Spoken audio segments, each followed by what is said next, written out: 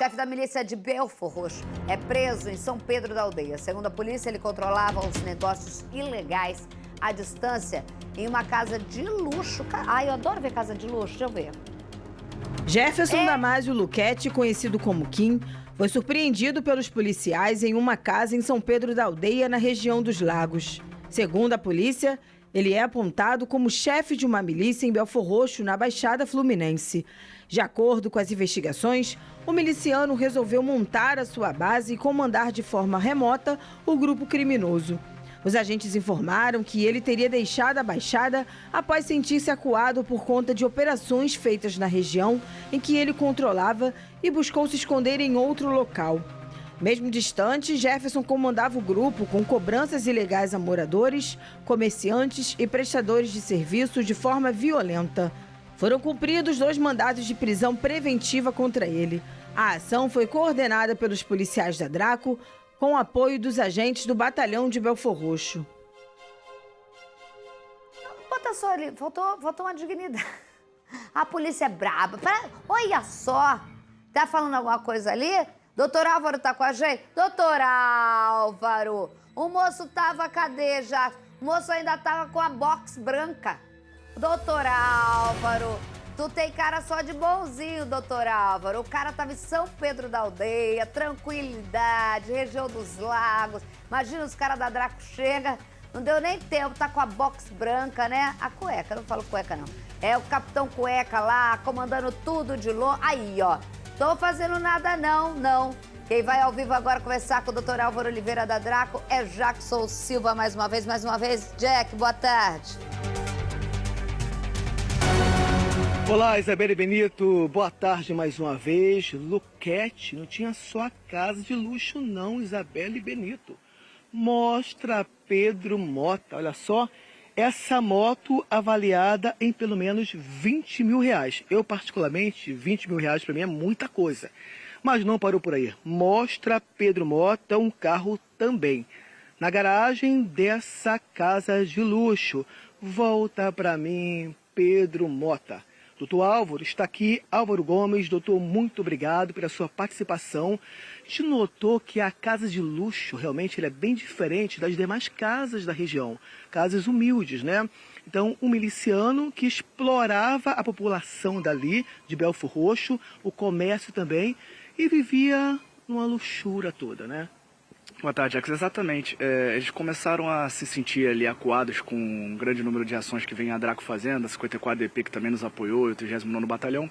E apesar de todas essas extorsões, de ser muito corajoso de fazer ele tirar o dinheiro do morador, tirar do comerciante, inclusive expulsando as pessoas que não pagavam, as investigações mostram trocas de mensagens entre os milicianos, dos soldados, vamos usar esse termo assim, perguntando a ele, ao Kim, se podia, fulano de tal podia retornar porque ele já tinha pagado a dívida dele.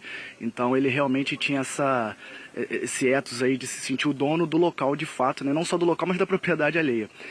Agora, quando sentiu que o cerco estava se fechando, a primeira coisa que ele fez foi covardemente fugir para uma região de interior, uma região mais tranquila, e nós identificamos que ele estava ali em São Pedro da Aldeia.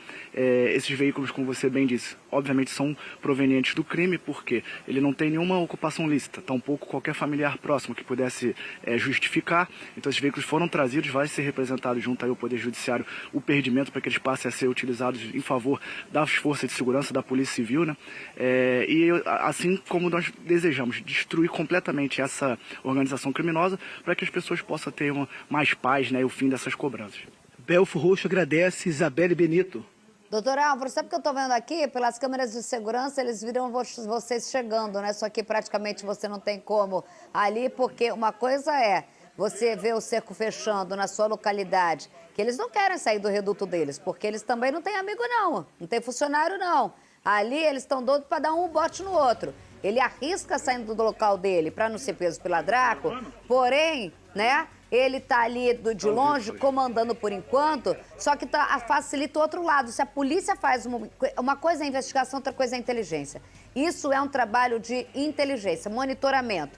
E a ir até lá facilita a ação também da Draco, porque não tá no local onde ele tá habituado, onde ele estava vendo o cerco fechar. Ele estava se sentindo garantido. E mais, mostra um contexto de exploração daquela população Porque, mesmo em São Pedro da Aldeia, ele conseguia comandar tudo, até com essas mensagens pedindo ordem para ele para tudo, né, doutor Álvaro? Exatamente, Isabela. Inclusive até cobranças nós identificamos por Pix, né? O que seria até uma comodidade para o crime. Verdadeiro home office do crime que ele estava fazendo, porque ele estava de casa, mantinha obviamente toda a estrutura criminosa, ele mantinha lá os comparsas dele fazendo as cobranças, fazendo as extorsões, e ele podia fazer de casa. Como você bem falou, isso foi uma questão de planejamento, porque nós tínhamos essa informação, o 54DP nos auxiliando, o 39º, e esperamos o melhor momento, porque ele estava com a esposa e com uma criança. E outros momentos ele tinha sido flagrado ali em São Pedro de Aldeia pela equipe, mas sempre com a criança no colo. Até uma estratégia que infelizmente muitos deles utilizam, a criança o tempo todo ali no colo, próximo, justamente próximo ao local onde mesmo poderia ter uma arma. Então a gente tinha um duplo problema.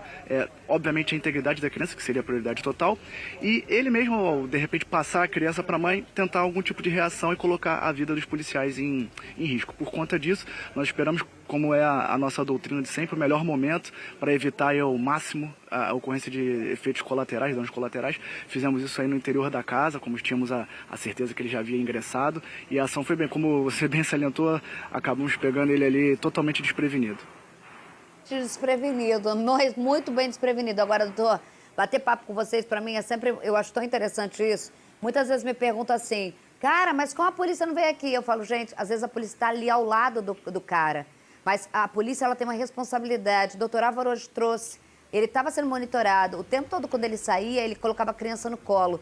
Quem é o delegado, quem é o policial que vai falar, doutor Álvaro, eu vou bancar? Você já pensou se acontece alguma coisa? Doutor Álvaro não dorme pro resto da vida. Então, assim, é paciência. Às vezes, e eu converso com os delegados nos bastidores, às vezes você está com a mão no cara, mas você tem que abrir mão dessa prisão, de um trabalho de ficar, muitas vezes, longe da sua família. Esse está tendo o nome da esposa.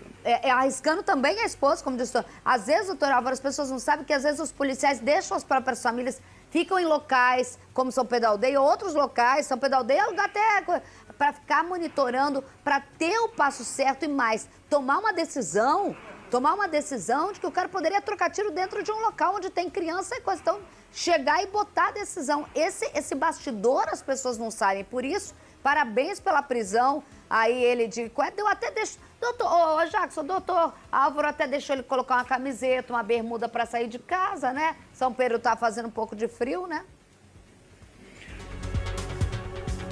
Doutor Álvaro é operacional, tá, Isabela? Ele tem essa cara de anjo aqui, mas ele não dá mole pra bandido não, tá? Inclusive, há também informações de que esse criminoso colocava os bens em nome de laranjas, para facilitar todo o esquema, né, doutor? Sim, inclusive os veículos que foram apreendidos estão em nome da esposa, que também, segundo as nossas investigações, não tem nenhuma ocupação lícita que justificasse, não tem nenhuma empresa no nome dela e, obviamente, quando perguntada, não soube esclarecer a origem do dinheiro que foi utilizado para fazer a compra, razão pela qual nós estamos, então, fazendo esse pedido de desperdimentos. E como a Isabela falou, eu queria parabenizar a equipe, porque muitas vezes acaba sendo o rosto, né, mas todos os policiais que estavam lá no campo, que foram os verdadeiros heróis, conseguiram entrar, fazer a ação que tinha que fazer e sair aí sem nenhum efeito colateral. Isabelle Benito. De Santa Teresa para Draco, fazendo sempre aqui, aparecendo no SBT Rio. Um abraço, doutor Álvaro, sempre trazendo as informações ao vivo aqui com a gente. Parabéns pela prisão.